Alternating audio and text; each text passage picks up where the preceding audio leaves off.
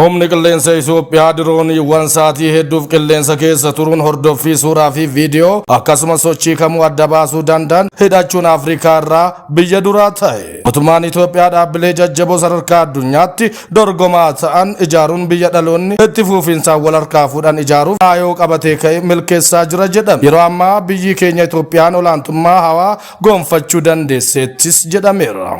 Ramaddiin haaromni kaffaltoota gibraa bara baajataa 2019 irraa eegalee hojii irra oola.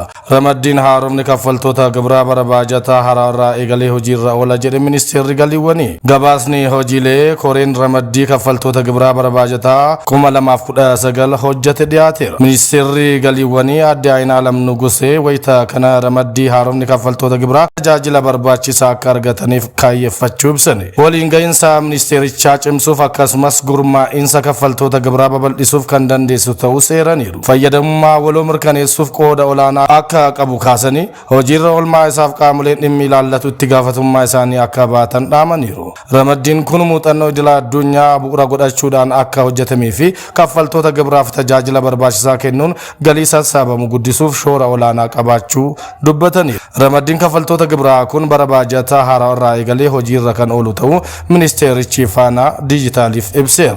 Baankiin daldalaa Itoophiyaa maamiltoota dhalarraa bilisaa 500,000 ol gara sirna faayinaansiitti galchuuf sosochii eegaleera. Baankichi mata duree tajaajila baankii hammataa hundaaf jedhuun hanqina hubannoo amantii fi walga'iinsaa walqabatee lammiilee sirna baankiin ala ta'an fayyadamuu kan taasisu sosochii biyyaalessaa har'a ifattee galchiiseera. Kaayyoon piroojeektichaa maamiltoota haaraa dhalarraa bilisaa 500,000 ol gara sirna baankiitti fiduu ta'uu pirezidaantiin baankii daldalaa Itoophiyaa obbo Abbee Saannoon ibsaniiru. Kanaanis bakkeewwan uwwisni tajaajila baankiitti xiqqaatan naannoo Affaar, Oromiyaa, Amaaraa, Giddugaleessa Itoophiyaa fi Beenshaangul Gumuzitti aanaalee 241 irratti xiyyeeffatamuu ibsan.